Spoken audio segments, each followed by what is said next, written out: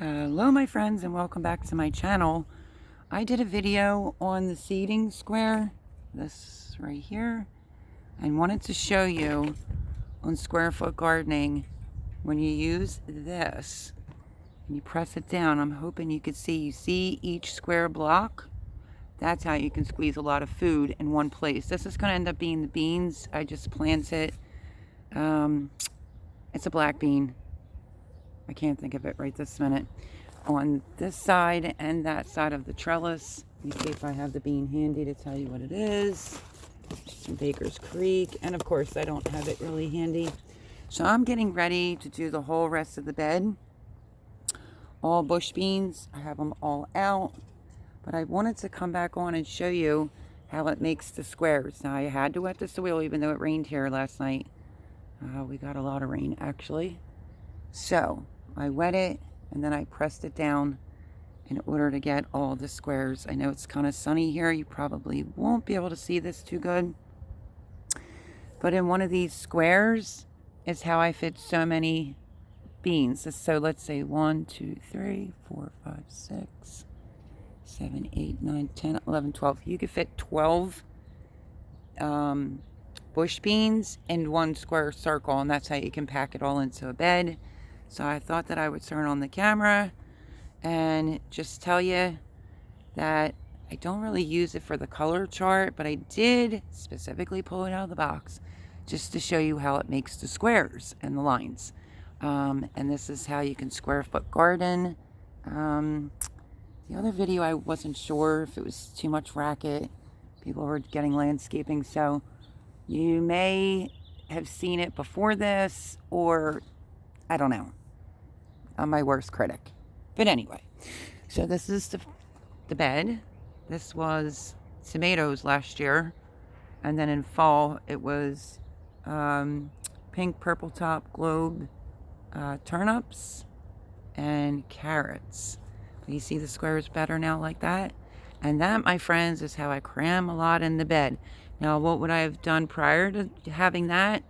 Did the same thing just with some poles.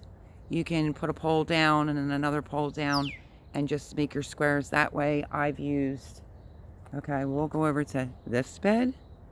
I used this the other day and then just put another pole right over it, and that's how I planted some spinach and some romaine with some butter crunch. So once this is done and it gets hot, I have the other trellis right there. I think this is going to be the design. Voonchild gave me some specific beans that I had to look up. I do have those out to be able to tell you. So a green road, oh, I'm sorry, I can't even say it with the light. It's so bright here today. It's a green pod stringless. Told me it needs to be trellised. Pretty sure. I looked it up. Blue Lake pole bean. Okay. This is interesting. Can't wait to do this. It's called an October bean. This as well needs to be trellised. And this Blue Lake pole bean. So for new gardeners, if something usually says pole on it, it means it usually needs something to trellis up. If it says bush on it, like these do over here, which I'm going to plant Ragnarok's yellow wax beans, Gold Rush yellow wax beans. I have all sorts of types in here. I have my Roma 2s from M.I. Gardner, some Haas tool beans that came from Pam. Thank you, Pam. But this whole bed, and don't mind the dog's bark. Sorry, dog was barking per usual. But the bush beans, you can put a lot in the bed. I probably grew 1,000 pounds alone just in bush beans in that bed last year. And I also did some Chinese red noodle beans. I think I did like 4 near the leg there. And over here, not 4 on top of each other, but you know what I mean. I spaced it out a little bit. I did get those planted today because they're going to climb the trellis. Like I said, it's beautiful here today.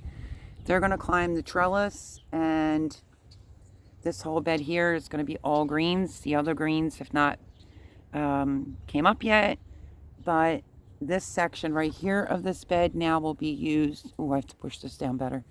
This will be used for maybe 1 or 2 of the beans that Boone gave me. I will have here in the front, and I don't know what I'm going to put in the back part of this bed when the time comes. So right now, it's spring, technically supposed to be. So plant all your greens and like your cabbages, broccolis, things that can handle in case, God forbid, you got a frost. I think tonight is our last night to worry about it going down into the 30s, but not freezing though. So on that note, I don't know what I'm going to put down there. Right now it has all different types of greens, like I just stated. It's just not up yet. These are buttercrunch, romaine, and spinach.